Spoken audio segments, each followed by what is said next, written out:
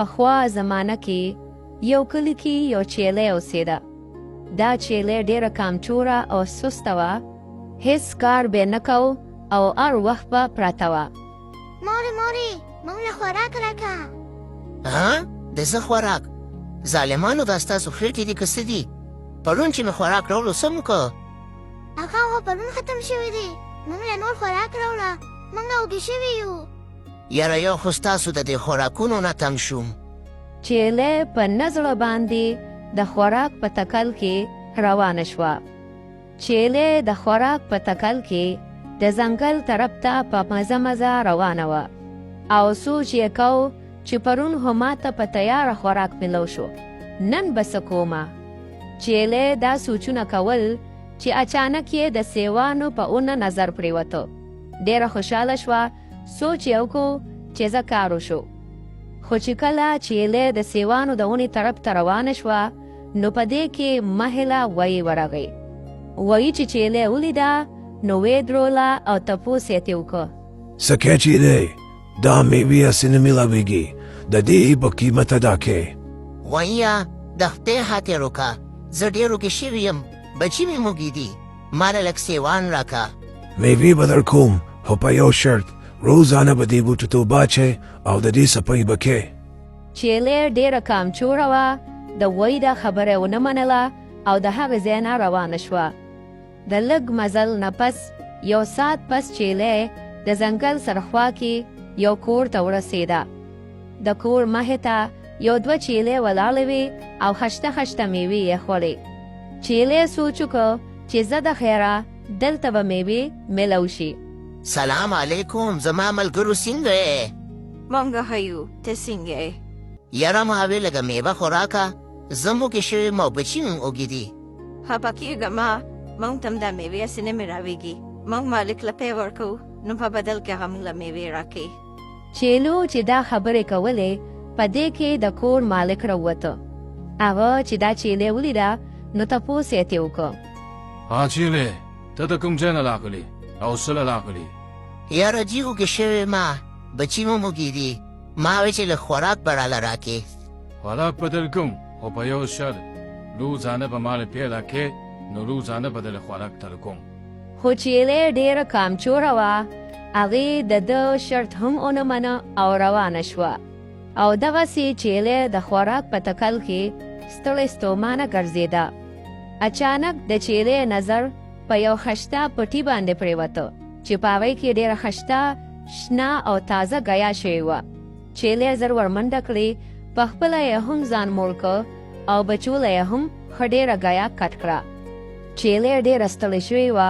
سوچ یې وکړ چې لږ ارام به وکړم او د یو اونې لاندې پرېوته. یو ساعت پس زمیندار راغی. هغه چې کله ګیا ولیده نو ډېر زیات غوسه شو. زمیندار چې چیلۍ ولیده نو پوه شو چې دا ټول کار د چیلۍ دی. یو غټ پړی یې واغوسته او چیلۍ یې هم د هغې اونې سره وتړله. ای ماما، ما پرېږده، ما مه تړه، زما بچي زما انتظار کوي، هغوی اوږې شوي دي. چیلۍ زمیندار ته ډېر منتونه وکړل خو زمیندار ډېر غوسه و. چیلۍ یې اونې پسې وتړله او کور ته ترې لاړه. اوس چیلۍ دغسې تړلې وه او په دې باندې 2 ورځې تېرې شوې. بل طرف ته د چیلۍ بچي مور پسې ډېر خفه او پریشانه و. زه خو ډېر خفه یم چې مورم چېرته تللې ده. زه خپله ډېر خفه یم، ته راځه چې لاړ شو وبه یې ګورو. چیلۍ دغسې خفه ناسته وه چې په دې کې یو منګکورې راغی. منګکوریا راشه، ما آزاد که، زما بچي زما انتظار کوي، هغوی به مړه شي. چیلۍ منګکورې ته په ژړا شوه او خپله ټوله کیسه یې ورته وکړه. منګکورې په چیلۍ هم خفه شو. هغه پلی یې وشلو او چیلۍ یې ازاده کړه. چیلۍ ډېره خوشحاله شوه او په منډو د کور طرف ته روانه شوه. خو کله چې چیلۍ کور ته راغله نو د چیلۍ بچي نه و. چیلۍ ډېره ویرېده. ډېر کوشش یې وکړ خو بچي یې پیدا نه شو. چیلۍ په منډه وی له لاړه. وی ته خپله ټوله قصه بیان کړه. وی ورته ووې چې ستا بچی پرون راغلی و ستا تپوس یې کو خو بیا تې زه نه یم خبر. بیا چیلې په منډه منډه هغه بل سړي ته لاړه، هغه ته یې ټوله قصه بیان کړه. هغه ورته وی چې ما ستا بچی پرون لیدلی و خو بیا مې نه دی لیدلی، کیدی شي چېرته زمري خوړلی وي. چیلې چې دا خبره واورېده نو ډېره وارخطا شوه او د زمیندار طرف ته په منډه منډه روانه شوه. چیلې چې زمیندار له راغله او خپله قصه یې زمیندار ته بیان کړه نو زمیندار هم خفه شو، خو ورته یې ووی چې ما ستا بچي نه دی لیدلی. اوس چیلې پوه شوه چې زما بچي مړه شوي دي. زمیندار ته یې ووی چې ما په دې اونې پسې وتړه او ما پرېږده چې مړه شم، ځکه چې دا زما سزا ده. زما د وجې نه زما بچي مړه شو.